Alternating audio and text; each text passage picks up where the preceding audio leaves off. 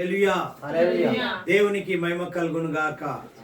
ఈ మాసములో ఈ ఇంటిలో మరి దైవజనురాలు కోరుకున్న విధముగా ఈ ఇంటిలో గృహ కూడికను వాళ్ళు ఏర్పాటు చేసుకున్న విధానానికై దేవునికి ప్రత్యేకమైన వందనాలు. మరి ఈ దినము ఈ గృహములో దేవుడు మాట్లాడబోచున్న మాటలను గమనిద్దాం. మార్కు సువార్త 4వ అధ్యాయము 32వ వచనాన్ని గమనిద్దాం. మార్కు గారు రాస్తున్న మాటను గమనిద్దాం. 4వ అధ్యాయం 32వ వచనం. విత్తబడిన తరువాత అది మొలచి ఎదిగి కూర ముక్కలన్నిటికంటే పెద్దదై గొప్ప కొమ్మలు వేయును గనుక ఆకాశ పక్షులు దాని నీడను నివసింపగలవనెను. హల్లెలూయా.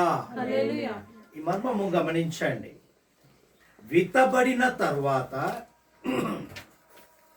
అది మొలచి ఎదిగి కూర ముక్కలన్నిటి కంటే పెద్దదై గొప్ప కొమ్మలు వేయును గనుక ఆకాశ పక్షులు దాని నీడను నివసింపగలవనెను. హల్లెలూయా. దేవునికి మహిమ కలుగును గాక. దినాంశము ప్రియమైన దేవుని కుటుంబములారా, నీడనిచ్చిన ఆవగింజ. ఏంటండి? నీడనిచ్చిన ఆవగింజ. ఇక్కడ గమనించండి. నీడ మనం ఎప్పుడు కోరుకుంటాం కదా. కొంచెం ఎండ ఎక్కువైందంటే నీడ. అస్సలు మన శరీరము నీడ లేకపోతే మన శరీరం సహకరించదు. అయితే గమనించండి, ఎండ తట్టుకోలేక ఆ ఎండ బారి నుండి తప్పించుకోవడానికి మనం ఏం చేస్తాం? నీడను ఆశ్రయిస్తాం. అయితే ఇక్కడ ఒక చక్కని మర్మం ఉంది. ఎండలో అలసిన వారికి కదా, ఎండ దెబ్బకు సొమ్మసిలిన వారికి నీడగా మారాలని దేవుని అర్థం. ఎవరు మారాలని చెప్పరు? మనమే. అయితే ఇక్కడ గమనించండి, ఈ ఆవగింజను చూడండి. చిన్నదైన ఆవగింజ. గత మాసములో మనం చెప్పుకున్న రీతిగా చిన్నదే. ఆ ఆవగింజను గమనించి చూస్తే ఆకాశ పక్షులను దాని నీడకు చేర్చుకొని, బాగా గమనించండి, దాని నీడకు చేర్చుకొని వాటికి ఆశ్రయముగాను నివాసముగాను ఇవ్వలదిగాను నున్న చెట్టు. ఒక గింజ చూడండి, అది నివాసం ఇచ్చేటట్లుగా కనపడింది. ఈ దినం గమనించండి, ఎంత ఆదరణకరమైన ఆవగింజో కదా. అది ఒక నీడనిచ్చేటట్టుగా ఎదిగింది. ఏమని రాయబడింది? ఎదిగి కూర ముక్కలన్నిటి కంటే గొప్ప కొమ్మలు వేయును. ముక్కలన్నిటికంటే పెద్దదై దీనిలో మర్మం దాగి ఉంది. ప్రియమైన దేవుని కుటుంబకులారా, ప్రియమైన దేవుని ఏర్పాట్లో ఈ రాత్రి వేళ వచ్చిన వారందరూ గమనించండి. ఇక్కడ మర్మం ఏంటంటే చూడండి, ఎంత ఆదరణకరమైన ఆవగింజ అంటే, ఈ ఆవగింజకున్న ప్రత్యేక లక్షణాన్ని గమనిస్తే ఇక్కడ అలాగే దేవునిలో ఆ ప్రత్యేక లక్షణము ఉన్నది. ఆవగింజకు ఏ విధమైన లక్షణం ఉందో దేవునికి ఆ విధమైన లక్షణము ఉన్నది. ఇక్కడ గమనిస్తే మనం ఆరాధిస్తున్న దేవుడు మనందరికీ నీడగా ఉన్నాడు. ఇది ఎంతమంది నమ్ముచున్నారు? మనం గణపరుస్తున్న దేవుడు, మనం ఆరాధిస్తున్న దేవుడు, మనం స్తుతిస్తున్న దేవుడు మనకు అంటే అర్థం ఏంటి? ఆయన ప్రభావం అంటాం కదా. ప్రభావం అంటేనే నీడ. ఆయన ప్రభావము కనపరుస్తున్నాడు అంటే కారణం అర్థమేంటి? ఆయన నీడ మన మీద ఉంది కాబట్టి మనం బ్రతకగలుగుతున్నాం. ప్రియమైన దేవుని సంగమా, చూడండి వాక్యం సెలవిస్తే దావీదు కీర్తనకారుడు 121వ కీర్తన 5వ వచనంలో చూడు రాయబడి ఉంటుంది అక్కడ, యెహోవాయే నీ కుడి ప్రక్కను యెహోవా నీకు ఏమని వ్రాయబడిందండి? 121వ కీర్తన 5వ వచనం నుంచి చూస్తే నీ కుడి పక్కన నీకు నీడగా ఉండును, పగలు ఎండ దెబ్బైనను రాత్రి వెన్నెల దెబ్బైనను ఏ అపాయము రాకుండా ఆయన నీ ప్రాణమును ఇది మొదలుకొని నిరంతరము నీ రాకపోకల యందు యెహోవా ఆయన ప్రభావం, ఆయన నీడ ఏ విధంగా కాపాడుతుందంటే అంత సురక్షితంగా కాపాడుతుంది.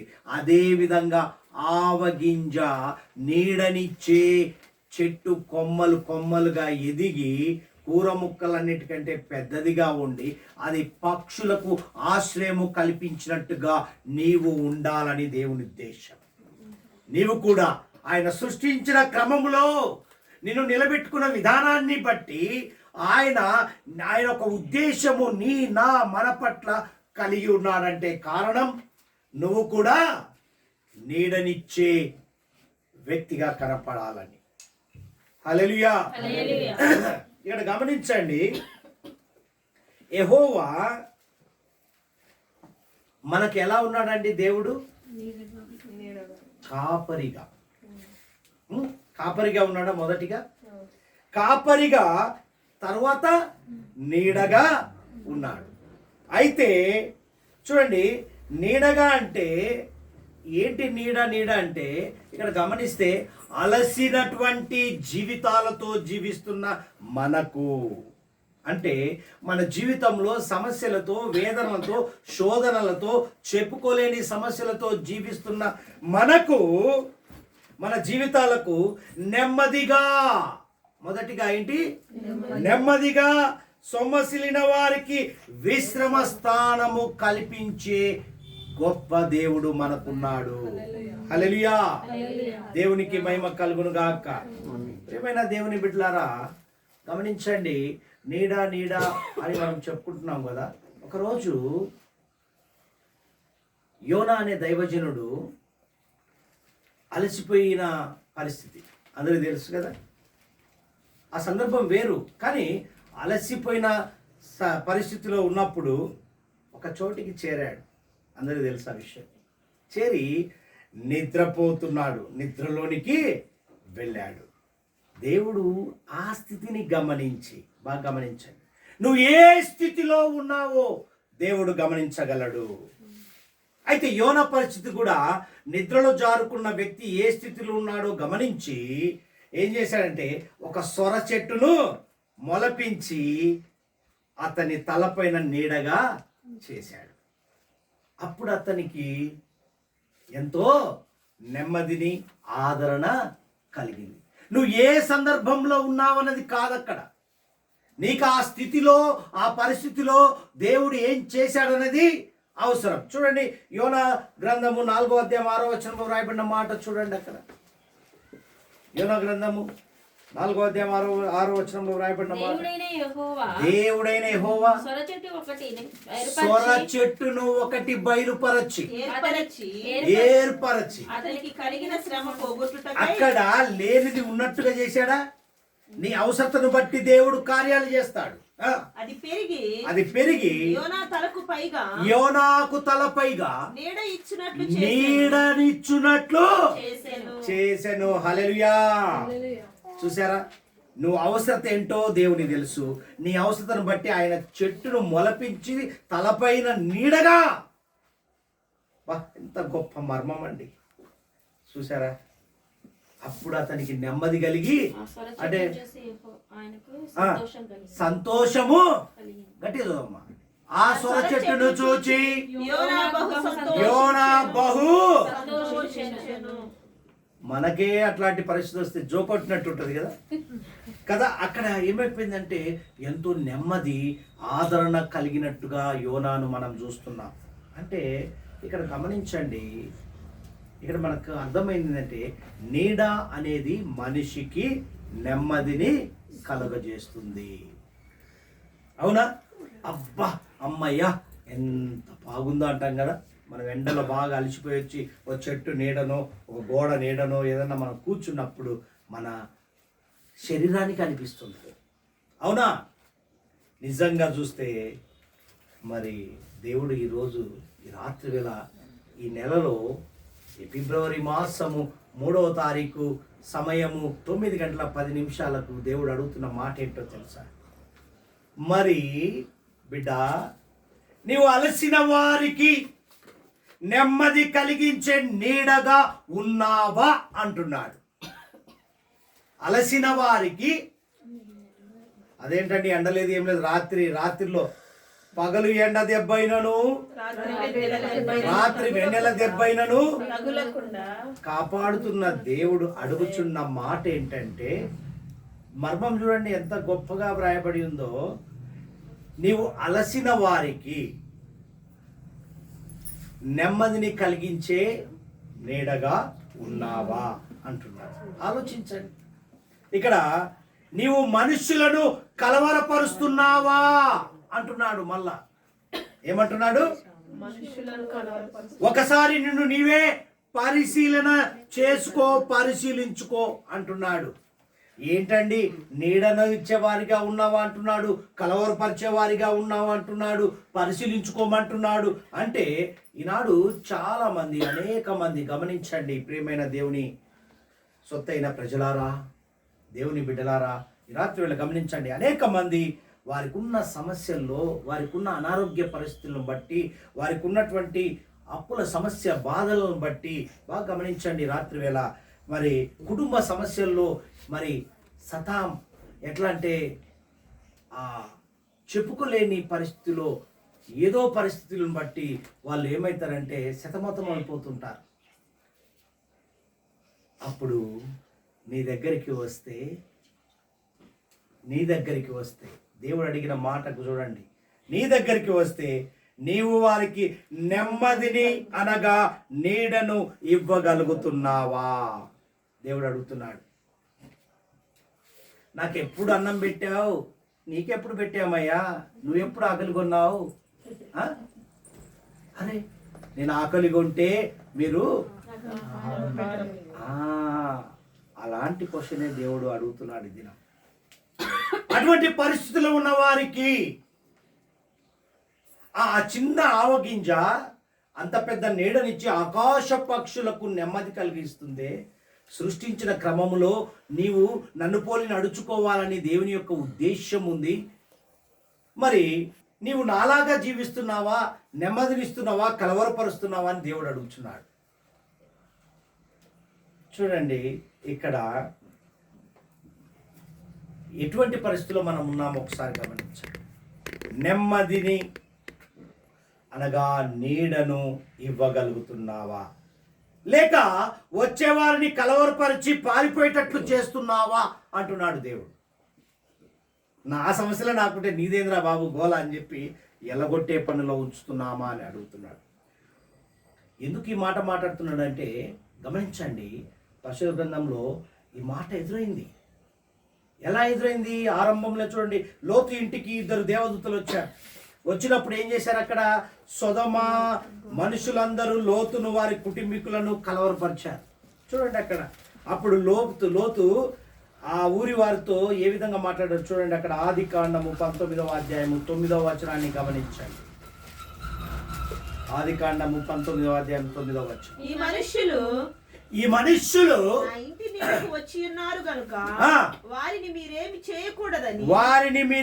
చేయకూడదని చెప్పినప్పుడు వారు నీవు అవతలికి పొమ్మనిరి మరియు వారు చాలు ఏమంటున్నాడు అక్కడ? అంతకు ముందు మాట, మా ఇంటికి వచ్చిన వారిని ఏమంటున్నాడు అక్కడ? ఈ మనుషులు నా ఇంటి నీడకు వచ్చి ఉన్నారు. నా ఇంటి నీడకు వచ్చి ఉన్నారు కనుక వారిని మీరేమి చేయకూడదని చెప్పి. అయ్యో, సమాజంలో బ్రతుకుతున్నామండి. వారిని మనం చేర్చుకుంటే సమాజం ఏమంటుందో, నలుగురు ఏమంటారు, మాకెందుకయ్యా, అయ్యో వాళ్ళు ఏమన్నా తిడతారు చేస్తారు, అయ్యా పోండి పోండి అన్నాడా? నా ఇంటికి వచ్చారు, నా నీడను ఆశ్రయించారు, వారిని మీరు ఏం దయచేసి ఏమనకండి. ఆ సమస్యలో నిలబడ్డ వ్యక్తే దేవుని బిడ్డ, దేవుడు కోరుకున్న వ్యక్తి. చూసారా ఎటువంటి సమాధానం ఇచ్చారు? ఇది మనం గమనించండి. ఒక్క మాట అడుగుతానండి, నీ ఇంటికి నీడకు ఎవరు వచ్చినా వారిని నీవు జాగ్రత్తగా కాపాడవలసిన బాధ్యత నీకుందా లేదా? నాకెందుకులే, వచ్చాము అన్నం పెట్టాం పో, ఇక ఎందుకు అన్నం పెట్టి పంపించేస్తున్నామయ్యా, ఎందుకు గొడవ మీతోనే అంటామా? అంటాము. ఎంతమంది సత్యం చెప్పాలి, రాత్రి వేళ తప్పించుకునే పనిలో ఉంటాం. ఒకవేళ అనకపోతే వారు ధన్యులే. హల్లెలూయా. అలాగే రాత్రి వేళ గమనించండి, ఈ ఆవగింజ తన యొద్దకు వచ్చిన పక్షులకు, బాగా గమనించండి, తన యొద్దకు వచ్చిన పక్షులకు నీడనిచ్చి వాటికి నెమ్మదిని కలగజేస్తుంది. కలగజేసిందా? అదేమైందట? ఎదిగి మహావృక్షమై నీడనిచ్చే చెట్టుగా కనపడింది. మరి నిన్ను ఆది కాండంలోనే ఆరంభంలో చెప్పాడు, మీరు ఫలించి నేను నా ఇంటి వారు. నీడనిచ్చే ఆవగింజలాగా కనపడుతున్నామా అంటున్నాడు దేవుడు. మీరు ఫలించి అభివృద్ధి చెంది భూమిని విస్తరించి నిండించి నింపుకోండి, దేవుడు చెప్పిండు కదా. కానీ మనం ఏ క్రమంలో ఉన్నామో ఈ రాత్రి వేళ గుర్తు చేస్తున్నారండి. ప్రియమైన దేవుని సంగమా, చూడండి ఇక్కడ ఆవగింజ చెట్టు కొమ్మల మధ్య పక్షులను సురక్షితంగా నివాసం ఉండగలిగేంత స్థాయిని కల్పించింది. అవునా? మనం ఏ స్థాయిలో ఉన్నామో ఒకసారి మనం పరిశీలించుకుందాం. ఒక చెట్టే, ఒక గింజే, ఒక చిన్నది, చూడండి ఎంత పెద్ద గొప్ప కార్యక్రమాన్ని కనపరుస్తుందో. కాబట్టి రాత్రి వేళ గమనించు, నీవు కూడా నిన్ను ఆశ్రయించిన మనుషులకు ఏం చేయాలి? నిన్ను ఆశ్రయించిన మనుషులకు సురక్షితమైన నెమ్మదిని ఇయ్యగల నీడగా ఉండాలి గాని కలవరపరచి వచ్చిన వారిని వారు ఏ పరిస్థితుల్లో ఉన్నారో చూడకుండా పారిపోయేలాగా ప్రవర్తిస్తున్నావా అంటున్నాడు దేవుడు. అవునా? ఇవాళ సమాజంలో అలా జరుగుతుంది. నాకెందుకులే, నా మీద ఎందుకు వేసుకోవాలి అన్నట్టుగా జీవిస్తున్నాం. రాత్రి వేళ గమనించండి, ఒక ఎగ్జాంపుల్ చెప్తాను. అంటే ఎగ్జాంపుల్ కాదు, ఇది జరిగిన సంఘటనే. నాకు తెలిసిన ఒక కుటుంబం ఉంది. ఆ కుటుంబము వారు ఏం చేశారంటే వాళ్ళ బంధువులను ఆశ్రయించారు. వాళ్ళకున్న స్థితిగతులను మర్చారు. అంటే పరిస్థితులు అలా వచ్చాయి. వారి పరిస్థితులు ఎలా వచ్చాయంటే చెప్పుకోలేని పరిస్థితి. అప్పుల వలయంలో చేయరాని దానికి ఇరుక్కొని అనేక సందర్భాలలో మరి వారు ఎన్నో ఎదుర్కొని ఆదరణ లేక ఆ కుటుంబం పంచన బ్రతకాలనే ఆశ కలిగి వారు ఏమన్నా ఆతిథ్యం ఇస్తారేమో, ఈ కొద్ది రోజులు ఇలా ఇంటి పంచలో బ్రతికితే బాగుంటుందని చెప్పి వచ్చారు. వస్తే వారు ఒకప్పుడు బాగా బ్రతికిన వారే కుటుంబం. అయితే వాళ్ళ పరిస్థితి అంటే రాను రాను వాళ్ళ స్థితిగతులు మారిపోతాయి కదా. అప్పుడున్న పరిస్థితుల్లో ఏం చేశారంటే వాళ్ళకున్న దాంట్లో వాళ్ళ అప్పుల వారందరూ ఏ తప్పులునే వాళ్ళందరూ స్వాధీనపరుచుకున్నారు వాళ్ళ అన్నిటిని. బాగా బ్రతికిన కుటుంబం, బాగా గమనించండి. అయితే ఈ కుటుంబాన్ని దగ్గరికి వచ్చారు. వచ్చిన ఆ సందర్భాన్ని వివరించినప్పుడు వాళ్ళు ఏమంటే, సరేయా రేపు నాకెట్లా ఉంటుందో నీకెట్లా ఉంటుందో ఏది ఏమైనా మనుషులం మనము, ఈ లోకంలో జీవిస్తున్నాం కదా, నీ పరిస్థితి నా పరిస్థితి ఎప్పటికైనా దేవుడు చూస్తాడు అని మంచి మంచి మాటలు. డబ్బు శాశ్వతమా, ఇవాళ ఉంటుంది రేపు పోతుంది, మనము అని చెప్పేసి చాలా ఆదరణ.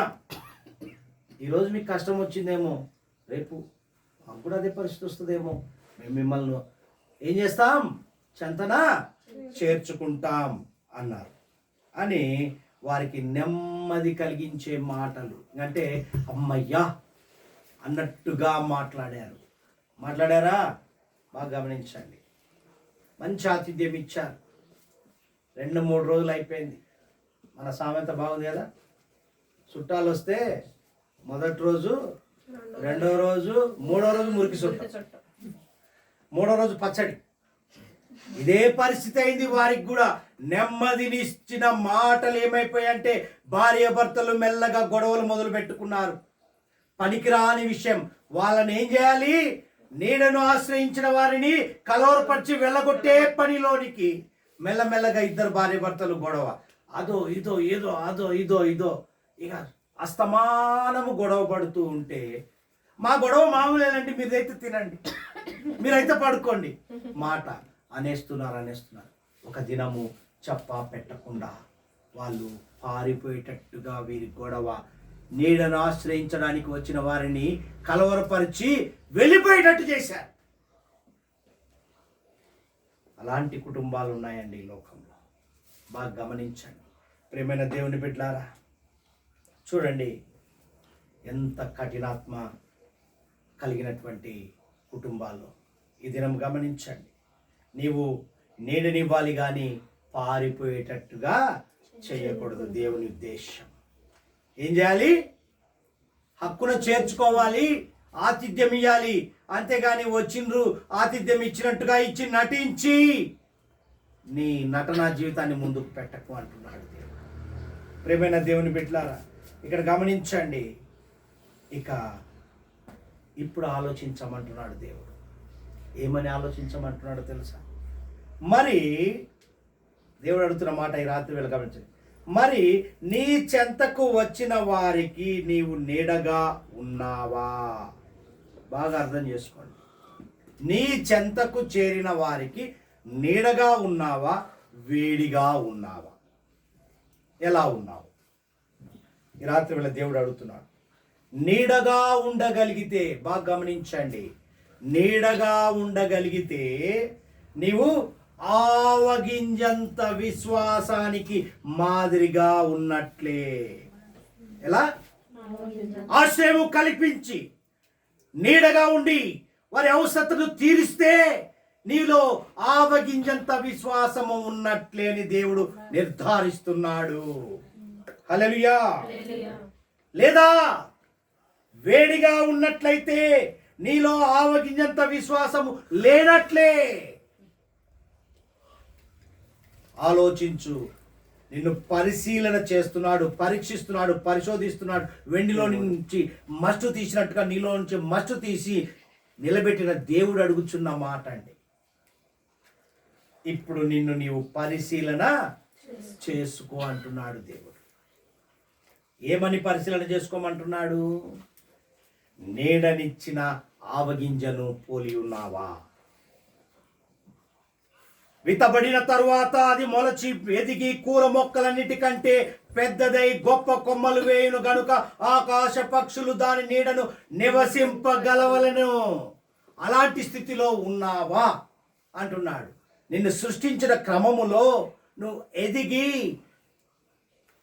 వర్ధిల్లి అభివృద్ధి చెంది నువ్వు ఏం చేస్తున్నావు? విస్తరించి భూమిని నిండించమని చెప్పిన దేవుడు అడుగుచున్న మాట ఏంటంటే, యోగ్యమైన జీవితము జీవిస్తున్న నీవు యోగ్యమైన చెట్టుగా, నీడనిచ్చే చెట్టుగా ఆవగింజంత విశ్వాసము కలిగి జీవిస్తున్నావా? లేకపోతే నిన్ను ఆశ్రయించి నిన్ను సేద తీర్చమని వచ్చిన వారికి కలవరపరిచి పారిపోయేటట్టుగా జీవిస్తున్నావా? దేవుడు అడుగుచున్నాడు. ఈ దినము నీడనిచ్చే ఆవగింజను పోలి ఉన్నట్లయితే దేవుడు ఇంకా అధికంలోనికి ఆశీర్వాదంలోకి నడిపించును గాక. ఆశ్రయం కల్పించే వారిగా ఉన్నామా? ఉన్నట్లయితే దేవునికి హల్లెలూయా చెప్తా. కాబట్టి నీడనిచ్చే ఆవగింజను పోలి జీవించమని దేవుడు రాత్రి వేళ అడుగుచున్న మాటను మనం నిలబెట్టుకుందాం. దేవుడి మాటలు దీవించును గాక.